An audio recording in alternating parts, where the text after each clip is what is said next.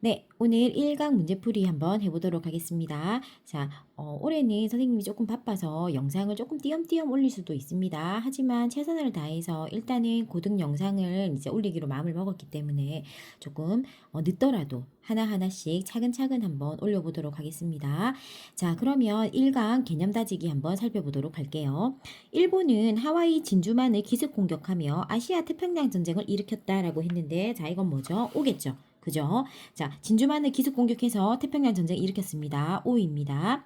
자, 그 다음에 이번에 3.1운동 이후에 일제는 조선 태영령을 제정하였다라고 했는데, 태영령 어디서 들어봤습니까? 3.1운동 이후가 아니라 1910년대 무단 통치 시기에 조선 태영령이 제정되었었죠. 그죠? 기억해야 됩니다.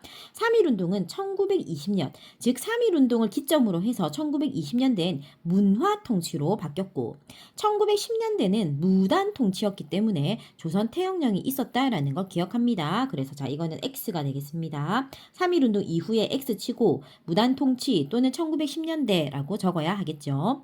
자, 그 다음에 이제 일제는 중일전쟁 발발 이후에 군수 물자 공급을 목적으로 병참 기지화 정책을 추진하였다라고 했는데 맞는 말이죠. 그죠? 1930년대 우리가 군수 물자를 공급할 것을 목적으로 해서 우리가 병참 기지화 정책을 당했죠. 그죠?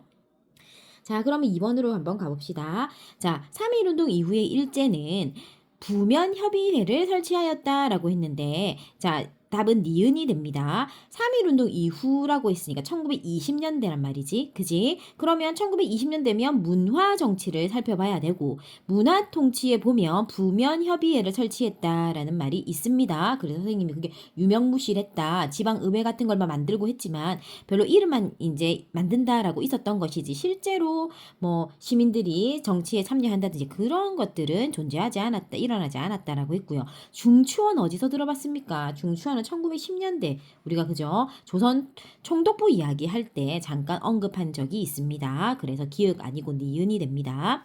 자, 그 다음에 2번. 자, 일제는 1941년 소학구 명칭을 국민학교로 바꾸었죠. 그죠? 자, 그 다음에 3번에 일제는 전시 동원 체제를 강화하기 위해서 1938년에 무엇을 동원했습니까? 국가 총동원법을 제정하였다. 그죠? 전시 동원 체제라는 것은 전쟁의 우리를 병참 기지화를 사용했고, 그래서 국가에 있는 모든 자원을 동원한다라는 것을 이제 명분으로 해서 국가 총동원법을 제정한 겁니다. 회사령은 어디서 우리 들어봤어요? 1910년대, 20년대 회사령이 나왔는데 1910년대에는 회사령이 뭐였습니까? 허가제였죠. 허가. 그래서 나 이거 회사 하고 싶습니다 하고 허가해 주세요. 그러면 안 돼. 조선인은 회사 못 해. 이렇게 한대 했지. 그지? 근데 1920년대 문화 통치로 오면서 신고제로 바뀐다라는 거 언급했습니다. 자, 그다음에 3번 갈게요. 1910년대, 1918년에 실시된 뭐라고 적으면 되겠습니까? 뭐의 결과인데 조선 총독부의 지세, 땅의 수입이 크게 늘어났다라고 했으니까 토지조사 사업 들어가야 되겠지. 1910년대 있었던 경제정책 뭐 있습니까? 토지조사 사업 기억나지요? 자, 그 다음에 일제는 무엇을 제정하여 회사를 설립할 때는 허가를 받게 했다라고 했는데 회사령이지요. 그죠? 회사령. 자, 일제는 자국의 부족한 쌀을 보충하고자 한국에서 쌀을 키우게 하는 거 뭐 있었어? 1920년대 산미증식 계획이 있었습니다. 그죠? 일제는 전쟁 수행에 필요한 식량과 물자를 확보하기 위해서 쌀과 금속을 강제로 공출하였다. 공출이라는 것은 이제 국가가 이제 그것을 가져가는 것을 공출하였다라고 이야기합니다. 자, 그 다음에 4번 봅시다. 일제의 식민 통치 방식에 따라 실시된 정책을 보기에서 골라라 라고 했습니다. 자, 무단 통치라고 했으면 1910년대잖아. 그지? 그러면 1910년대 내용은 뭐야? 헌병, 경찰 딱 있지. 그지? 그래서 1번은 디귿. 문화정치다. 그지? 문화정치는 이제 조금 풀어주는 그런 조선인도 약간 그런 사회적 활동을 하게 한다라는 개념으로 다가가야 된다 했다. 그죠? 그래서 치안유지법을 제정한다라고 했어. 헌병 경찰을 없애고 치안유지법을 제정한 거였지만 내용은 무엇이었지? 보통 경찰을 굉장히 많은 수를 늘림으로 해서 크게 뭐 체감상 사람들이 느끼기 뭐 헌병 경찰 없었구나 이런 개념은 별로 느끼지 못했다. 경찰의 수를 오히려 엄청 늘렸다라고 했다. 그치? 칼만 안 차고 다닌다 뿐이었다라고 했습니다. 그래서 문화정치는 치안유지법. 민족 말살 통치는 신사참배를 강요했다라고 봐야 되겠습니다. 자, 아이고, 코코코. 아이고, 이거 안 보이겠네. 자, 4번에. 자, 요렇게 문제. 자, 무단 통치는 뭐였지요? 10년대는 헌병경찰, 문화 통치는 치안유지법, 민족 말살은 신사참배 강요입니다. 자, 그러면 이제 자, 기본을 한번 살펴봤으니까 실력 한번 살펴봅시다. 자, 실력 5번 한번 가볼까요? 가에 들어갈 내용으로 가장 적절한 것은 이라고 했네. 일제가 한국의 국권을 강탈한 후 임명한 뭐뭐에 대해 알려주세요 라고 했는데, 자, 여기 지금 현재 뭐뭐에 대해서 알려주세요 라고 했는데 나온 게 딱 육해군 대장이 임명되었다란 요 한 줄만 딱 보고도 우린 이걸 뭐라고 짐작해야 된다. 조선 총독부다. 그지? 그래서 조선 총독을 임명할 때 육해군 대장이 임명되었다. 요 한 줄만 딱 보고도 우린 이 자료가 조선 총독부의 장에 관련된 것이구나. 조선 총독에 관련된 것이구나 라는 것을 알아야 해. 그지? 그러면 우리가 답을 한번 찾아보자. 자, 통리기무화문 아니지. 통리기무화문은 저기 우리가 조선시대 이제 언제고 흥선대원군에서 이제 막 저거 우리가 근대화를 시작할 때 그때 언급되었던 단체고, 조선시찰단 아니고 문관 출신 아닙니다. 문관 출신 임명된 적은 한 번도 없습니다. 문관 출신을 임명하겠다라고 1920년대 문화 통치를 시작할 때 언급한 적은 있지만 문관 출신이 임명된 적은 없습니다. 을사늑약을 근거로 파견되었다 아닙니다. 그죠? 을사조약 때는 우리가 외교권을 강탈당한 것이다. 그죠? 조선 총독은 우리가 국권이 피탈되고 나서 일어난 일이기 때문에 1번부터 4번은 해당 사항이 없네요. 그럼 5번이겠죠. 그죠? 입사, 행, 군사 모든 우리 조선에서 일어난 모든 일을 조선 총독이 관여했다라고 기억하면 되겠습니다. 그래서 5번이 되겠습니다. 자, 그 다음에 이제 법령이 제시된 시기. 자, 이런 식으로 자료를 주고 문제를 물어볼 거다라고 선생님이 얘기했었습니다. 기억나지요? 그죠? 자, 그러면 이 자료가 무엇인지부터 알아야 되겠다. 자, 그러면 내가 지금 현재 이 자료에서 포인트 단어를 좀 찾아야 돼. 이거 자료가 뭘까라고 쭉 읽어보다 보면 태영이란 말이 나온다. 그지? 그럼 이거 조선 태영령이구나라는 걸 기억할 수 있고, 그러면 조선 태영령은 1910년대잖아. 그럼 1910년대의 모습을 찾는 거다. 그지? 자, 그러면 우리가 1910년대에 보면은 헌병경찰이라는 단어 딱 보인다. 그지? 그래서 답은 몇 번이 되어야 한다? 2번이 되어야 한다. 자, 이런 식으로 우리가 조금 쉽게 찾을 수가 있다. 자, 그러면 우리가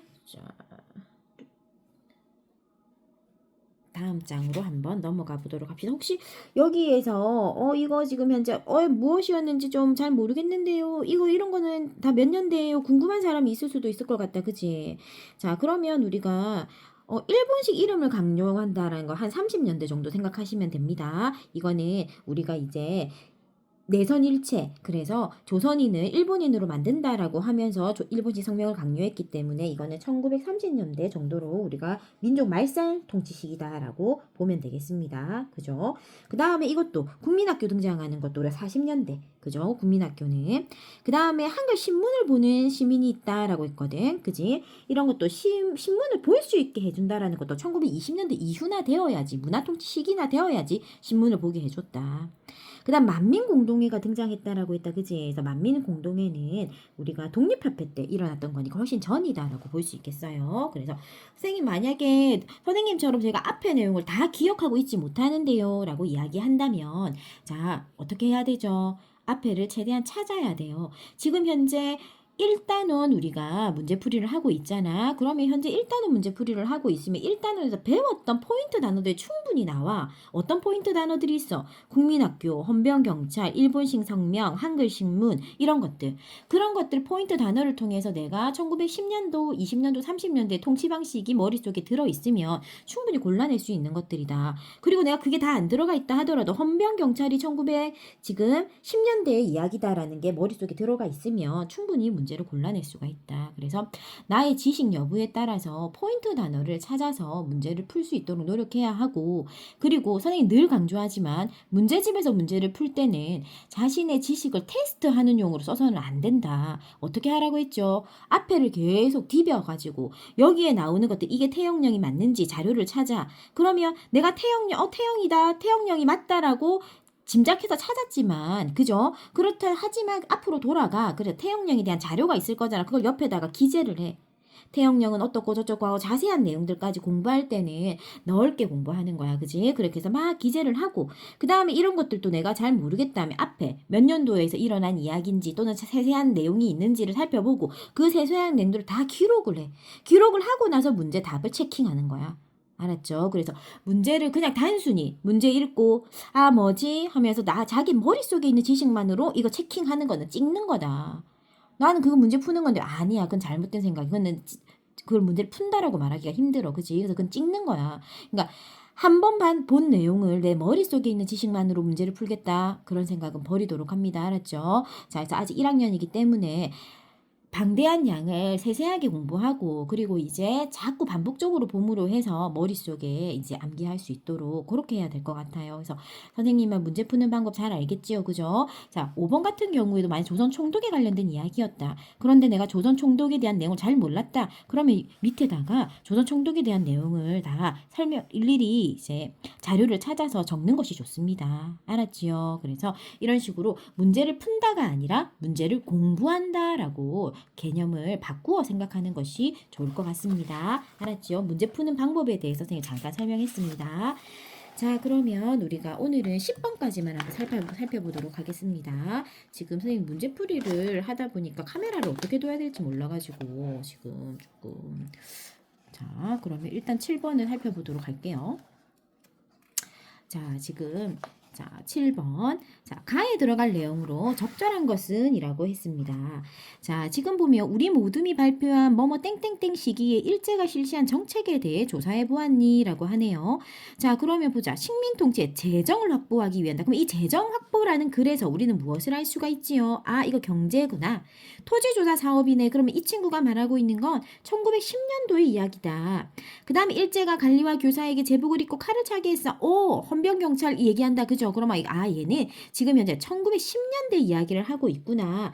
그러면 나는 1910년도 내용을 갖다가 우리가 골라야겠다라고 생각을 하면 좋을 것 같아요. 그죠? 그래서 1910년도 봅시다. 우리가 1910년도에서는 봅시다. 어떤 내용인지. 자, 통관부 설치는 훨씬 전이죠. 을사조약을 근거로 했기 때문에 1910년도부터 전입니다.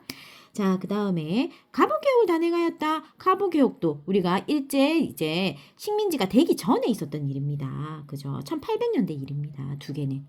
자, 그 다음에 우민화 교육을 실시하였어 라고 했는데 우민화 교육이라는 게 1910년도가 맞습니다. 여기서 우민화라고 하는 것은 한국인들에게 교육을 시키지 않는 그런 1910년대 정책을 말합니다.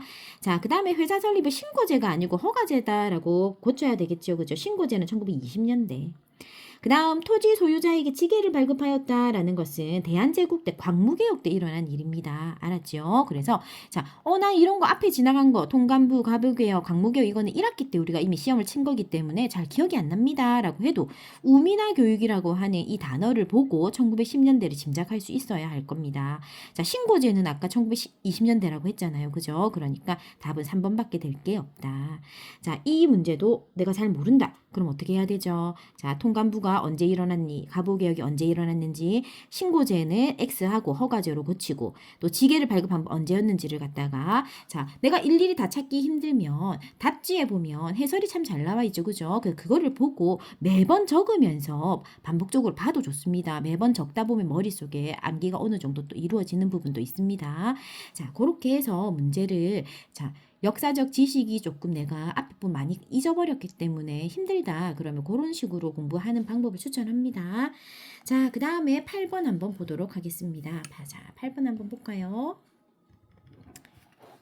자, 가에 들어갈 내용으로 옳은 것은 이라고 했네요. 토지조사 사업의 결과 총독부는 지세 수입이 크게 늘고 총독부하고 토지조사 사업이 나오는 거 보니까 1910년대 내용이다 라고 봐야 되겠다. 그죠?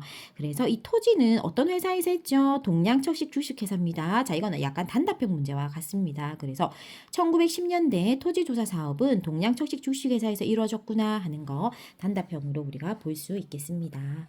자, 그래서 오늘은 8번까지만 한번 보도록 하겠습니다.